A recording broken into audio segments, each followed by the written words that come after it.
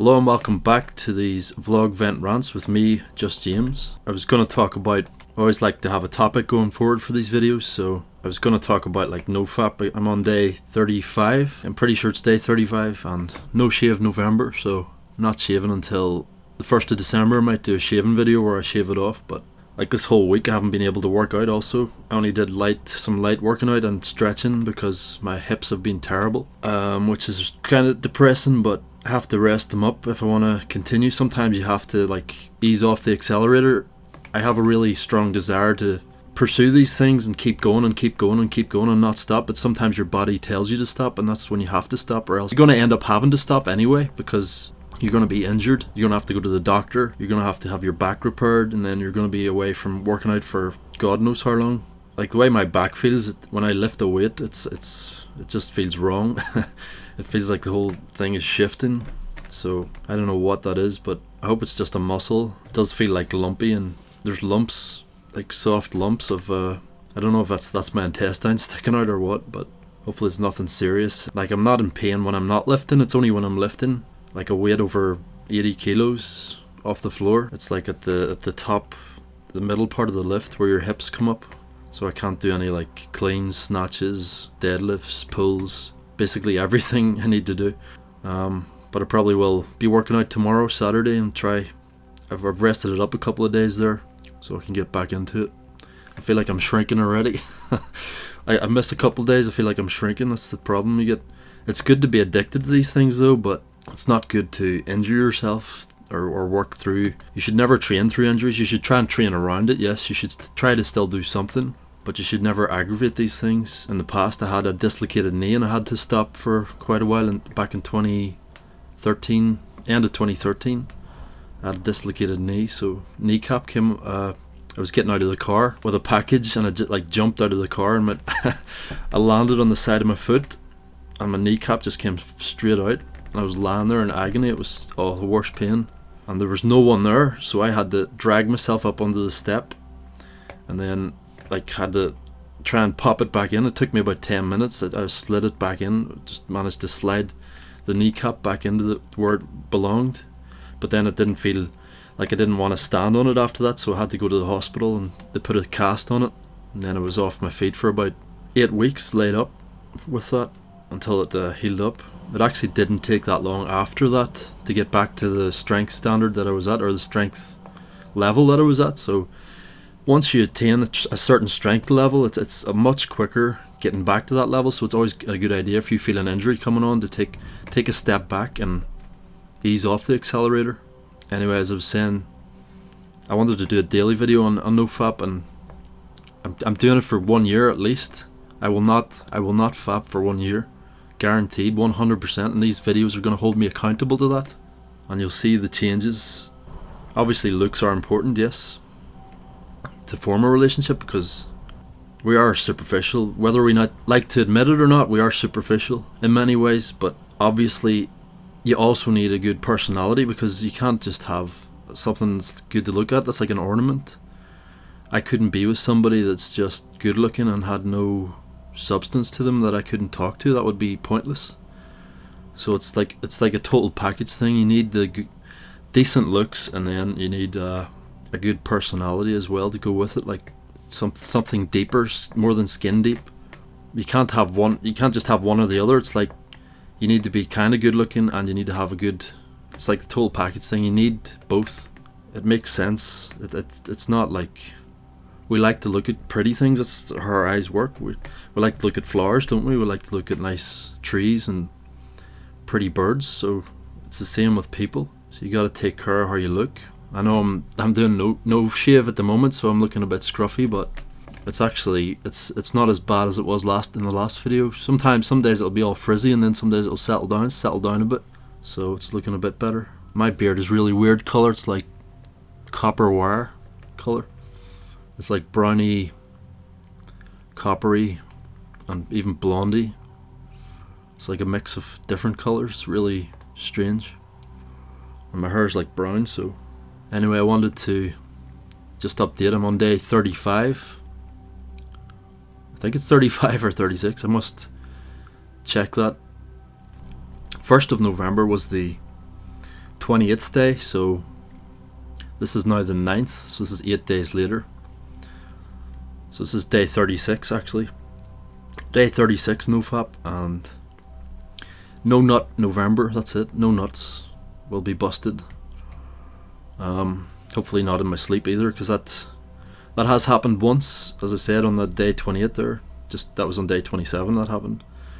So usually around the month mark that would happen, I'd get a wet dream, but hasn't happened since, so hopefully it doesn't happen again. I want to semen retention as well as what I want to do, and redirect it up my spine. That's all I have to say about that really. It definitely improves your looks. Like after the 3-month mark, you just start looking amazing really. Like your skin's nice and clear, and you just feel better about yourself. If you feel better about yourself, it's like it really improves how you look, because it's confidence has to come from within. You cannot fake confidence. I tried to do that. You cannot fake confidence.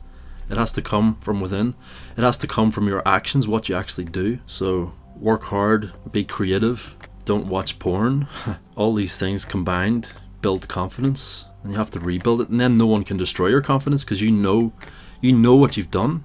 The only way people can destroy your confidence is if you have done all these bad things. Yes, they're bad because they destroy your confidence. Why would you want to destroy your confidence? That's your shield. You're destroying your shield. You need your shield to deal with life. It helps so much with social anxiety, and that's what I want to talk about today. This comment from Adrian Kalski, sorry if I pronounced that wrong. He says, please keep the videos coming. I can feel the pressure going off my chest when I hear you talk about this stuff. Also, could you do a video about fighting social anxiety at the gym, or how not to give in to apathy? Looking forward to your new content.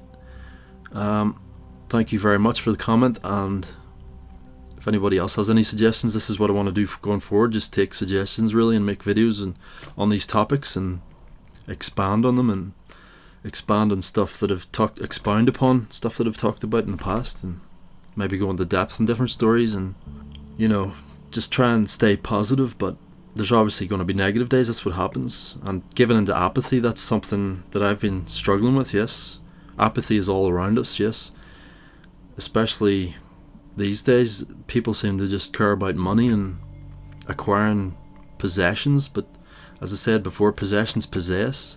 If we could all be Buddhist monks with no possessions, it would be a wonderful world really, because no one would want for anything. They wouldn't be greedy. There would be no apathy, because everyone would be a lot more friendly. There would be no jealousy, because no one would have any more than the other person had. There would be no crime, because there would be nothing to steal. You would just gather your food. You would have a communal food reserve, and you would share it with everybody. Communism.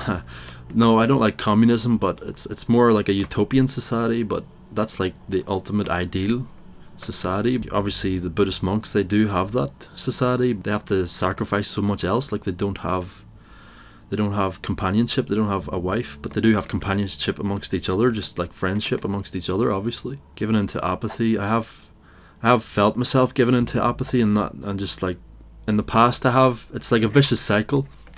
These things happen, it goes in a vicious cycle. There was like in The Simpsons, what did they say? What's that German thing? I need to look it up. Freudenscherde? I can't remember. Hang on, I'll look it up. I can't remember. Lisa said it was like a German word for it, but it's the 7 stages of grief. It's the same with all sorts of grief.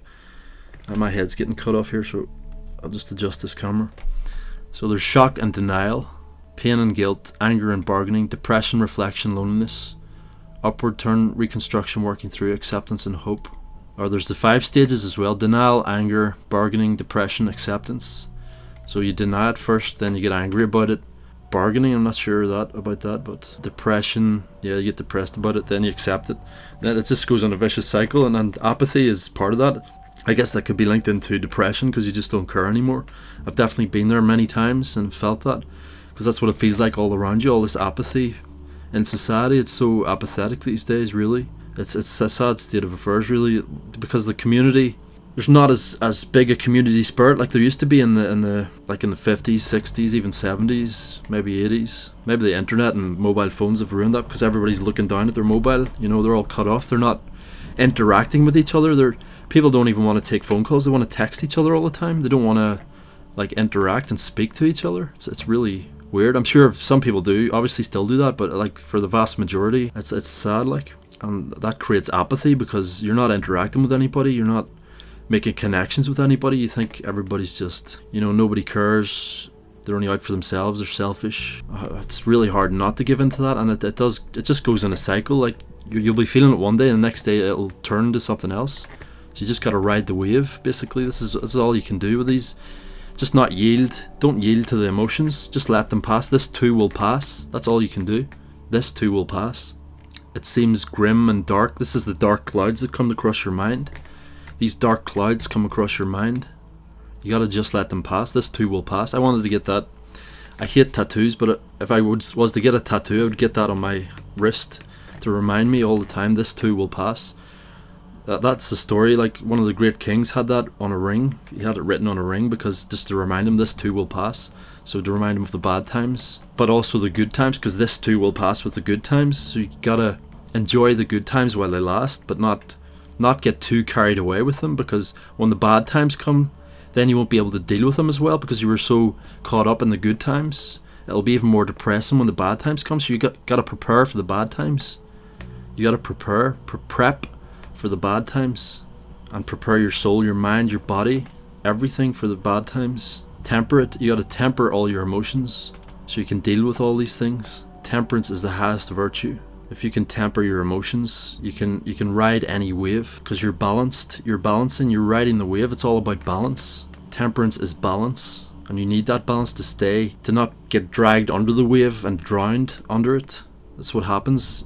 If you can't ride the wave, you get tumbled about by it and thrown about by it. So you want to ride the wave and enjoy it. You can actually enjoy it if you learn to ride the wave. What more exhilarating feeling is there than riding a huge, massive wave? The bigger the wave, the more adrenaline you get from riding it. It's the same in life. These big, massive waves of depression come. If you can ride them out, it's such an exhilarating feeling because it's such an accomplishment. You just got to learn to ride these waves. It sounds simple, but it's not. It takes practice, yes. You can't, as I say in the past, you can't make a big deal of these things. If you do, it's going to make it harder. So you got to just take it boring, step by step by step. Build. Every day build. Every day prepare. Anyway, I think that's enough about apathy. I'll move on to social anxiety now, but the same principle applies to social anxiety really. It's about riding that wave and not yielding too much to the social anxiety. Like in the past, I would freeze up in social situations, and I would feel my heart going, and I would get short of breath. I wouldn't be able to breathe, so I'd be getting like a panic attack, and I couldn't look at people, so I'd be looking down or not looking at people, looking away, because I felt that inside myself. I felt uncomfortable. I felt my skin crawling. As cliche as that sounds, yes, I did feel that, and I felt the worst of it, no doubt. Like I felt like every cell in my body was uncomfortable, just like I didn't want to exist in that moment, in that situation. I just wanted to remove myself from that situation. But you have to embrace these things. You have to go with it. You have to ride the wave, as I said. The more you face these things, you have to face these things head on. Even I still can't do it, but I do endeavour to just be neutral at least and not yield to, because I'm feeling angry from my social anxiety, and it's my own, it's not my own fault, it's what's happened to me. It's my programming in my brain. I just gotta untangle the wires, of my brain and rewire and reprogram, because some people don't deal with social anxiety. Their brains have been wired correctly because they've had social circles, so they're reinforced with positive reinforcement from their friends, and they have support systems around them. They have these social circles, so that they build each other up, so they don't have these problems. But if you don't have social circles, you're more than likely going to have social anxiety, yes, because you don't have that reinforcement, you don't have that support, so you're on your own. There's nothing supporting you except yourself, but you can support yourself, and if you do, it makes you even stronger than those people. Social anxiety is a big one. I've dealt with it for years, since like 14 years old, yes. I've had the worst of it. I thought I was over it, and then it comes back. So you gotta, eternal vigilance is the price for freedom. You have to constantly practice. It never goes away. It never goes away. It's never gonna go away. Sorry to tell you, it's never gonna go away. It takes constant practice. Some people are lucky they don't have to deal with this, yes, because they were brought up properly. Us, we have to deal with this. This is our cross to bear. But if you look at it as a challenge, if you look at it as something to overcome, if you take it boring step by step, if you just face a little fear every day, like face talking to I don't know, a cashier or something, like paying for something, say hello, goodbye, and don't care what happens. Like, you're gonna die one day anyway, so why would you care about what a cashier thinks of you? Why would you? That's what I used to even think. I couldn't even speak to a cashier or look at a cashier. That's how bad it was. It's like, why would you even care? It's someone you're not probably gonna see ever again. Especially like even on holiday, I would have this, like a person I would probably never ever see in my life again. That has no impact on my life whatsoever. I would still have social anxiety with. It doesn't make any sense. Yes, I know how it is. It doesn't make any sense. It's like a curse. Yes, I've lived with it. I've lived this curse. It does feel like a curse, and you can't express yourself. I know how frustrating it is. I've lived it. You just wish like people understood you, and you know, if only they understood me, they would be friends with me. You know, if only I could express myself. But you gotta practice. You gotta take baby steps. Rome wasn't built in a day. You have to build. You have a destroyed building, and people have they've built themselves up socially. We haven't built anything, so we have to rebuild. So you have to start with the foundations, which is just like learning to deal with social situations, learning to not let them get on top of you. Take it boringly. The more boring you can take it, the easier it is. It's really hard to explain. It takes so much. Like, I've had it since 14, and it's taken me this long just to get to this point where I can just like neutrally get on in work, where I can just, you know, not upset myself so much. I don't upset myself. I like when I get out of work, well, 99% of the time I've dropped everything that's happened in the day. That's what you have to do. You just have to drop everything. Don't go over it in your head. There's no point. No one else is thinking about these things that you're thinking about, more than likely. Like, do you think about somebody that dropped the pot or tripped over a ladder? How long do you think about that for? Or someone that embarrassed themselves or shit themselves in the shop? Do you even think about that for very long? No, you're thinking about it for like 20 seconds maybe at the most, and then you move on with your day. So why would you obsess over that for hours and hours and days and days and weeks and months and months? That's what we do. No one else is thinking about it. Why obsess? No one else is going to obsess. They move on. They've moved on long ago. And the most successful people take heaps of shit, yes. You have to take shit in life.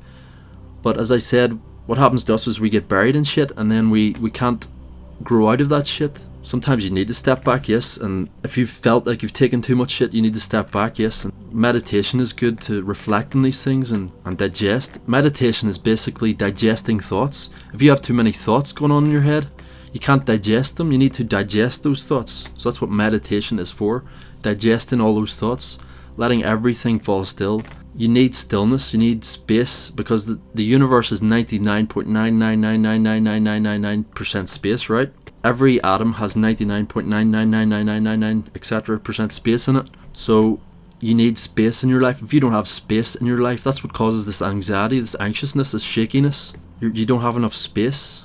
You need that space. All you have to do, even this is why people have dogs. They go out and walk the dog. It gives them space. It gives them clarity. They're not thinking, they're just walking the dog. They're picking up the poop of the dog. It also humbles you, picking up that poop. That's another thing. You have to stay humble. If you have a big attitude and ego, it makes social anxiety so much worse. It's like ironic as hell. I had a huge ego and prideful thing, and it made my social anxiety so much worse. You have to be humble. It feels horrible at first, yes. It feels like this isn't natural, this isn't right. It takes practice. What are you going to lose by being humble? You think people are going to walk all over you? That's what you think, but no, it makes things better. It's really weird. It actually makes things better. All the best politicians, all the best actors, they take heaps of shit from people. They don't get socially anxious about it. They roast each other. This is why they roast each other. They get humiliated. They get talked about all the time in a negative light. They take heaps of shit. If you can do that, you can be that successful. You have to learn to take that shit and grow from it. If you can take that shit and put it and bury it in your garden, as I said, you don't hold on to shit. That's what we do. That's what causes this anxiety. We hold on to that shit and put it in our mind and go over and over and over it. And that shit is on our mind. What you have to do is take that shit out of your mind, bury it in your garden, and then flowers grow. You flower into a more well-adjusted person. You flower into basically a better person. You can deal with these things then. It's like dropping the shit. You have to drop the shit. Drop the shit into your garden. Then the plants, the flowers grow. Your garden's beautiful instead of desolate, because you've got no shit in your garden, you've got it all in your mind. Your garden's like dead. There's nothing going on there. You have to bury that shit. Go deep with it. Use that to drive you forward. Don't put that shit on top of you and let it weigh you down. Put it under you and you grow. Hopefully you get these analogies. These are all from Buddhism. Like, watch Ajahn Brahm on YouTube. Just type in Ajahn Brahm. He has thousands and thousands and thousands and thousands of talks. Australia Buddhist Society. Funny enough. So please watch his videos. Watch Anthony DeMello. He'll help you to deal with emotions better and realize it's your programming that's happened. It's whatever you've been programmed with. That's why I avoid, as I said before, I avoid movies, I avoid entertainment, I avoid TV. The only videos I watch are like people videos now, like the old style YouTube videos where people are actually talking about themselves and I can relate and I can interact with them. That's the only type of videos I really watch now. Other than that, I'm creating or going to my work or working out. And I definitely feel an improvement from doing that. That's the way you have to live. You can't live a life of entertainment and porn addiction. It just doesn't work. I know I've lived that life. That's what causes this social anxiety. Because you know, that's also a thing, you know you should be doing something, right? And you're not doing it. You're procrastinating. That's what's causing this anxiety inside you. It's a multitude of things. It's not one thing. You can't point to one thing and say that's it. That's a big factor of it, yes. The porn addiction, the entertainment addiction, the not fulfilling your responsibilities. So you got to find your path. You got to find your path and stick to it. You can have multiple paths. You can have multiple hobbies. Music production, weightlifting, studying, writing books, writing a novel, writing poetry, drawing. You can have multiple avenues you follow as long as you work at them every day. Even I don't do that still, yes. So I still have a ways to go. As for social anxiety in the gym, that's an easy one because I've always, even back a couple of years ago, 5, 6, 7 years ago, when I went to the gym, I would always, I would feel really nervous and apprehensive. But then when I get into the gym and get on the bar, I can use that energy, and I always PB'd in the gym. I would always PB in the gym, always. So going to the gym is actually a really good thing. If you can use that energy, and I could always use that energy, because I would have an ego and prideful thing about it as well. I would say these people I would think everyone was thinking negatively about me, yeah, so I'd go in with the mindset of, well, I'll show them then, you know what I mean? It's kind of ego and prideful. It's not the way to be, no. I'm not like that really anymore, but I have, old habits die hard, so I would still have flare-ups of that. I try to keep my ego and pride at bay, but obviously it's very hard. You can't kill your ego. You shouldn't try and fight these things, as I said before. They're part of you. Embrace them. Let them pass. Be kind to them. Don't be cruel to them, because it'll just make them grow, and you'll be fighting and you'll just be swinging from one to the other. So you don't want to do that. But in the gym, you can use that energy. You can channel that energy. You can always channel the energy into what you're doing. And yes, I would get a tight back. My back would cramp up because I would be so, tense. But still always somehow got through it, and I felt so much better after the workout. I felt like on cloud 9 after the workout. So you do get such a sense of accomplishment from going and doing these things. It might seem minor to some people, but to people like us who would hide away in our rooms, it's a huge accomplishment. So, and you should be proud for overcoming that, but don't get too prideful about it. I mean, there's probably another better word for it, not pride, but it's just a good accomplishment. It's just a good step. These are all stepping stones. So you start there, and then you build up and build up and build up, and then eventually you can talk in front of a crowd of 3,000 people, and you don't care. It's all about building. It's all about building, building, building. Life is all about building. You start with the foundations. The foundation has to be strong. You cannot build. How big do you want the building to be? That's the thing. If you want to build a skyscraper, the foundation has to be massively deep with massive steel beams. If you want to build just a small house, it's only a minor foundation you need, but you can never build on sand unless it's a tiny little dinky house, but even then it'll probably blow away in the wind. So you need that massive foundation if you want to build to the sky. It depends on how big are your aspirations. That's what you got to ask yourself, and then you can address how deep your foundation needs to be. And your foundation is your stability, your ability to deal with these things, to deal with pressure, to deal with social anxiety. I'm sure to some extent everybody feels some sort of anxiety, but we people that hide away and have dealt with, you know, pain and suffering and torment in our past, in our childhood, child abuse, we have it worse because of what we've been through. We have an excuse. Yes, you can't go through life, you know, relying on excuses. You have to see, what can I do? These are the cards I've been dealt, right? What can I do with these cards? You know, what can I build now? What can I do? Assess your situation. Take a step back. You know, you have to have perspective. You have to zoom out and have perspective. If you're in here, in your mind, you have no perspective. You have to zoom out and look from a distance. This is also why other people can help. This is why sometimes you need to go to a psychologist or whatever, a psychiatrist or therapy, because they have outside perspective. They're not inside you. They're not in your mind, so they have more perspective than you. So they can see things maybe about you that you can't see. This is why you need other people's perspective also. It helps. It is possible by yourself. Like I have, it's taken me so very long to even get to this point, but it is a long battle. What else would you do with a life? Life is a challenge. You have to rise to the challenge. You have to accept the challenge. Treat it like a game. Treat life like a game. It's not a game, but you have to treat it like a game in some respects. Work on skilling up your think of it like an RPG, right? Your social skills are 0, so you have social anxiety. So you have to build your social skills. It's like in Skyrim, yeah, you had the, what was it, personality trait. Alright, we're back again. This phone, I need a bigger SD card in it. I don't even know what size the SD card is, but it just keeps running out after like half an hour. So where was I? I was talking about, yeah, skilling up your real life attributes. Like in Skyrim, you would skill up your speechcraft. That was what that's what it was, speechcraft. So you would talk to a merchant. You would barter with the merchant. Kind of like in real life. This is how you would skill up your real life speechcraft, by playfully talking with somebody, by, you know, bartering with someone in real life, or talking about rumors and stuff. So it's kind of like that in Skyrim. So this is real life RPG.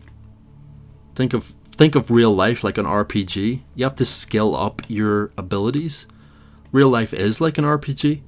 If you sit in a chair and play games all day and watch entertainment and jerk off to porn, what are you skilling up? What skills are you skilling up there? Not any skills that are applicable to real life. So you're just totally wasting your time. You have to skill up in this real life RPG. This is hardcore one life RPG. This is what life is. It's a hardcore server. You get one life. You can die from so many things. What is it? 6 million ways to die. Choose one. This is harder than Dark Souls in some ways, but at least the enemies aren't as hard. They don't attack you on sight. So, but you can't aggravate them to attack you. It's like, oh no, I've aggroed. That's what I used to think sometimes. Like when I had really bad social anxiety and someone looked at me, I was like, oh shit, I've aggroed. I've aggroed. I've got aggro on me. Look out, they're gonna attack me. Especially like crowds of, you know, these youths that wear the chavs, whatever you call them in your country, or the spides with their tracksuits. Don't really run into them anymore because I live in a nice secluded area now.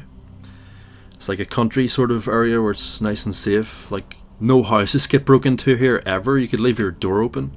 It's kind of nice that way, but there's no community still, which is a problem. It's like a country sort of suburbia, I guess you would call it in America or Australia. Sort of suburban thing, but like no one would break into your house or anything. But there's no community, unfortunately, that I'm part of anyway, that I would want to be a part of. I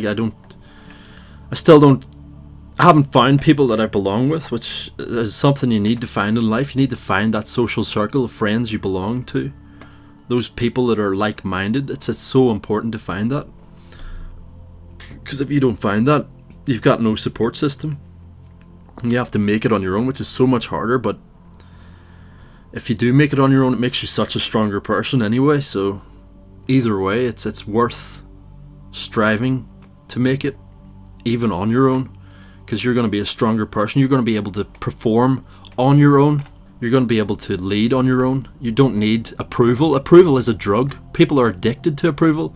Like I said, you need the social circle to get approval, because people rely on that approval. But Anthony de Mello said, approval is a drug. You do not need that drug.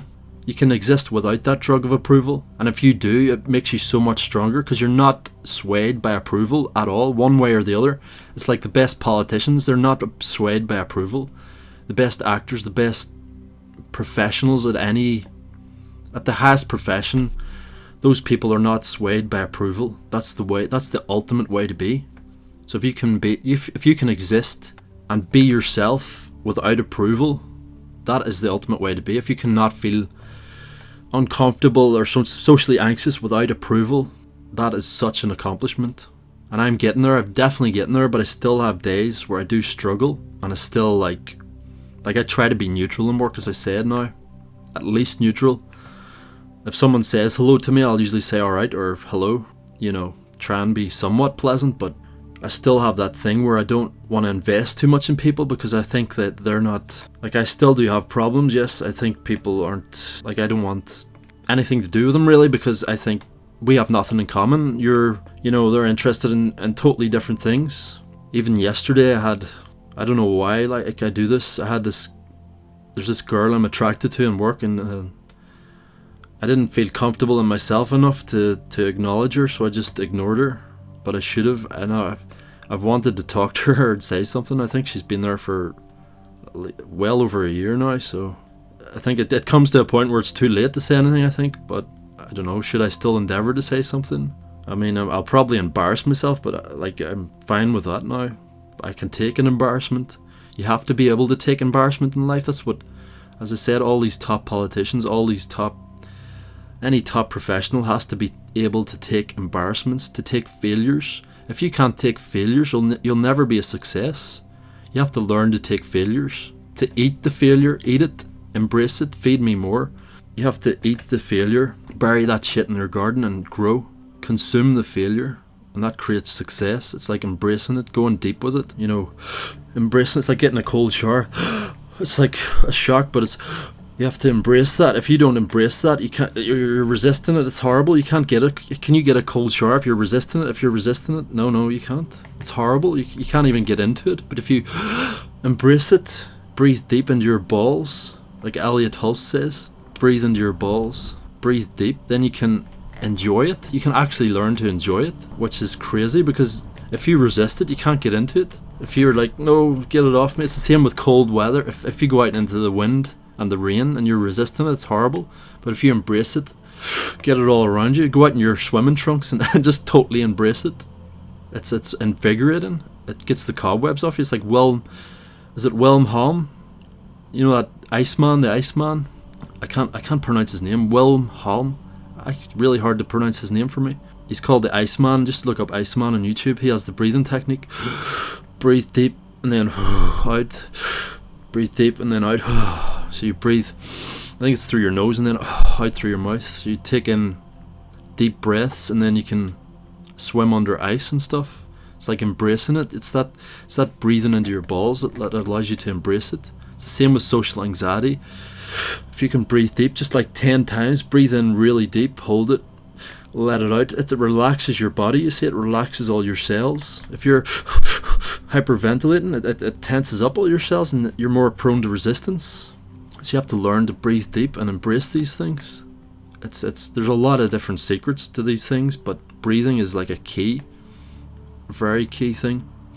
And I can't breathe properly with this busted nose, but You can see, like, I'm getting it fixed, as I said, in January, so that should improve. Like, your nose is like the center focus of your face, isn't it?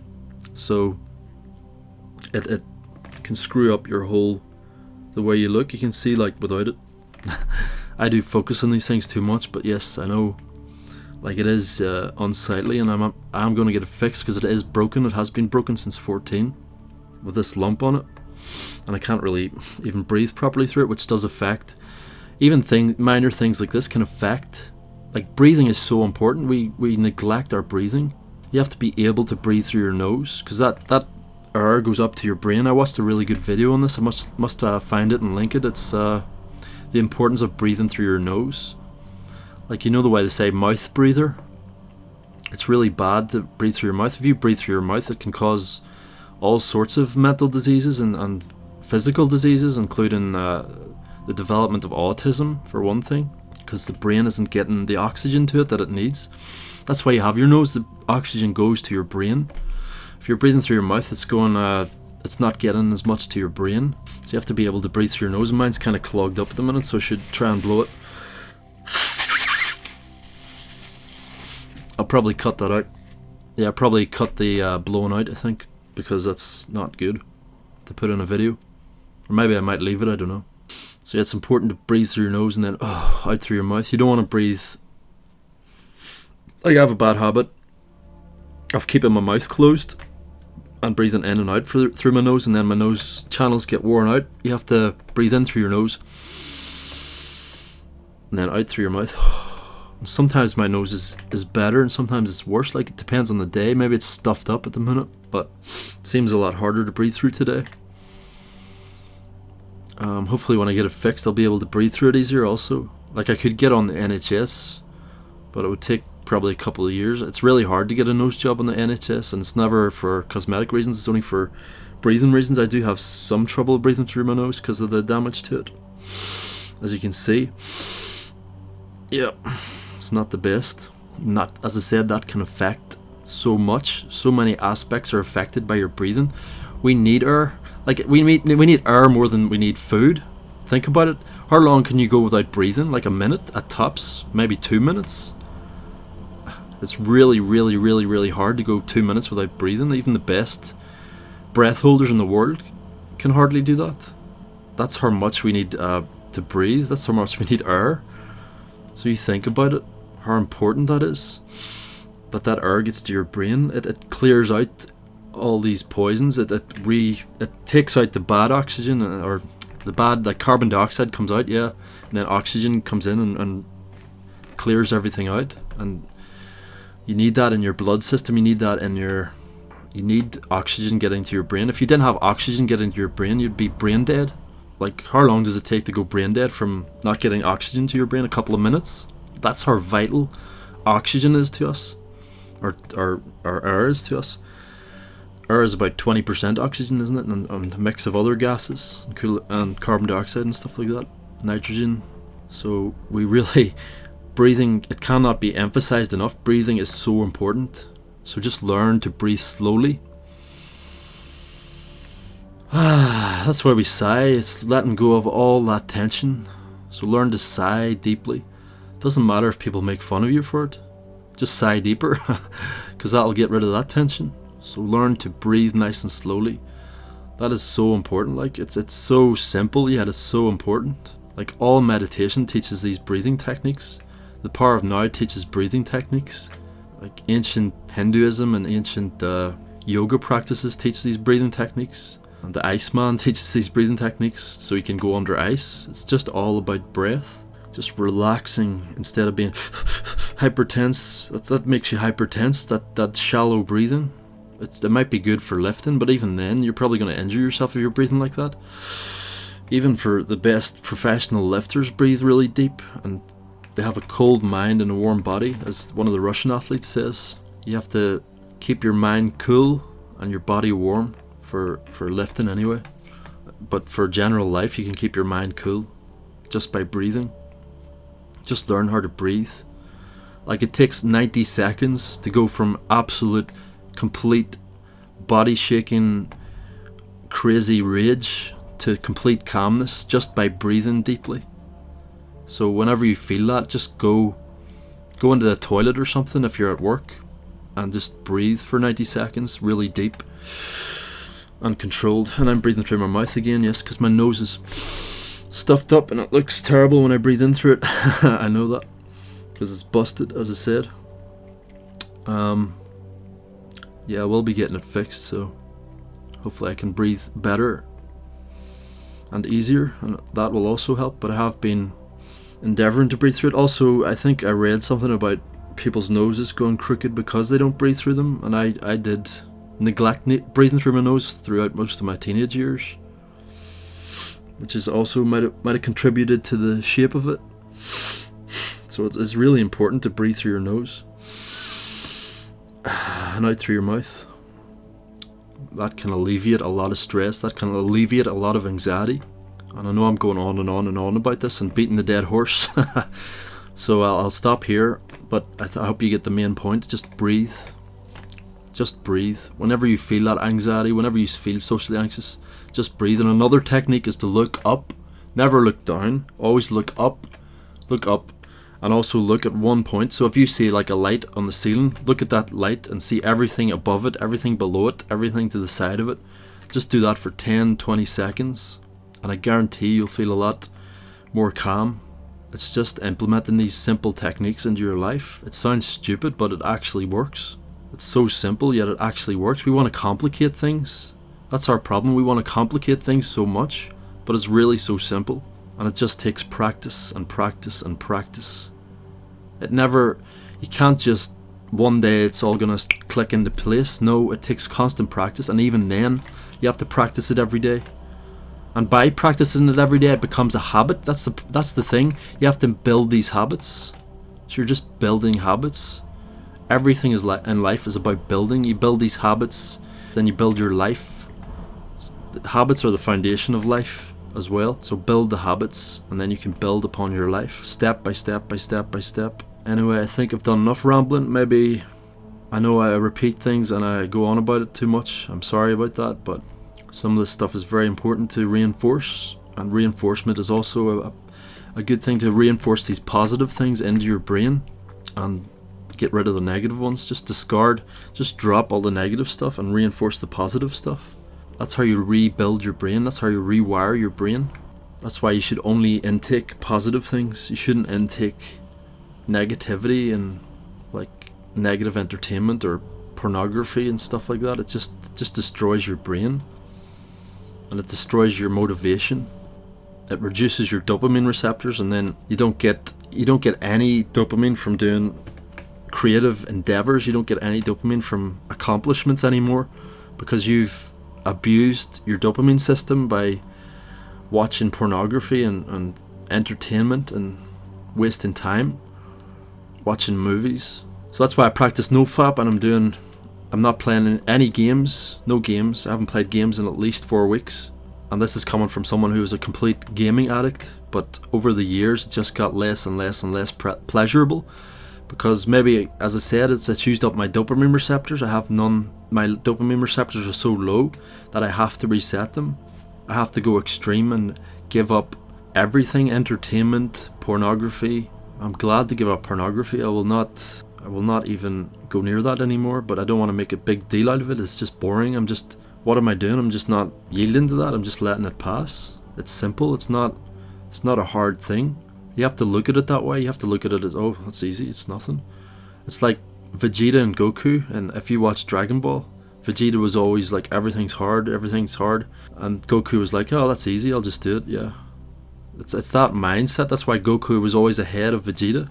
He had that mindset. You have to have that mindset. That's some good philosophy that's behind that character that I never realized until recently. That's why Goku was always better than Vegeta.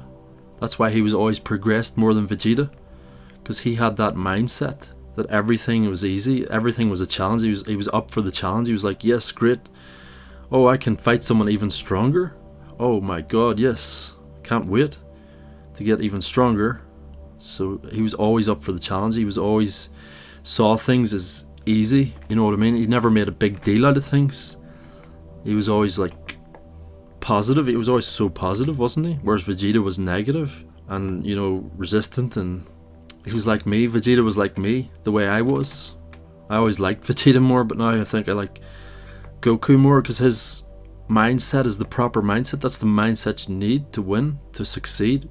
I can't believe I didn't see that like before. It's like some good philosophy written into that. That's why he was so strong, so young. Like even in Dragon Ball, he was defeating masters, kung fu masters. I know it's just a cartoon like, but the philosophy behind it is so true. You have to see things as boring and easy. That was his attitude. He was like always up for the challenge. He never stepped back down from a challenge, did he? He always embraced it. He was always happy to face another challenge. He was always willing to learn more. That's why he succeeded so well. That's why he was always the strongest, always the best. He had the ultimate perfect attitude, and people laughed at him, yes, made fun of him, but he was always the strongest, wasn't he? It's the same. The same is true in life. People laugh at successful people, don't they? They make fun of them all the time. They make comedy skits about them. They get roasted all the time. You can't expect not to be roasted, and it's just human nature. This is what happens to successful people. They get roasted, they get made fun of. Look at Arnold Schwarzenegger. He was made fun of, his accent was made fun of, and he was the best looking he was the best bodybuilder of all time, the most successful bodybuilder of all time. Multitude of successes, bodybuilding, 7-time Mr. Olympia, multiple successful movies, made so much money, and then he went into politics and became governor of California. How much more success could you hope for in life? Like, yet he was still made fun of. So if you expect to go through life without being made fun of, it's not going to happen. You have to embrace that. Embrace the meme. This is what the most successful people, even on YouTube and stuff, become. They embrace the meme. They have a meme about them, and they embrace that meme. You have to embrace the meme. And anyway, what do you call it? Imitation is the highest form of flattery. So I don't know. Like for years, I hated being made fun of. This is why I'm saying this, because it applies to me so much. I hated being made fun of, so I was afraid to do anything, to say anything to anybody, to express myself. I was so afraid because I was so afraid of being made fun of. I hated that because my pride and ego was so huge, bigger than it should have been for what I was doing, which was nothing. So it didn't even make any sense. Like if I was like Arnold Schwarzenegger, maybe I would have a reason to be offended, but like even he can't be offended. You have to embrace these things. It's part of life. The more successful you are, the more shit you're going to get. These people have learned to ride the wave of shit. They've learned to ride the biggest waves. That's why they're most successful. So you have to learn to ride those waves. And I know I've rambled so much and I've ranted so much and I've went on, but hopefully you got something out of this. And this was supposed to be about apathy and social anxiety and hard to deal with it. I'm just saying, like, these most successful people have all learned to deal with these things. And yes, they might have had an advantage from a young age, knowing their path and following that path from a very, very young age. That's the advantage they've had. But it's never too late. Your brain is, up till like the age of 80, you can still remold your brain. Your brain is still able to be remolded up to that age, and it's still receptive up to that age. So there's no excuse. Age is not an excuse. I must find that article, but I did read an article that says people say after like 27 you can't remold your brain, but you can right up to the age of 80. It just takes more effort. So you got to put that effort in. You got to put the work in. And yes, it might take more work because of what you've been through, and yes, it might take more work because of what you've experienced and the bad experiences you've had. But you can't keep using those excuses. You have to rebuild, remold, and build from that point. So rebuild the foundation and then build the building on top of it. Anyway, I know I'm repeating now, so I'm going to stop here. And if anybody else has suggestions for videos, I end up rambling and ranting off on tangents anyway. So hopefully you got something out of this as usual. And thank you for watching and commenting. And until the next time, thank you and goodbye. Till the next time. Peace.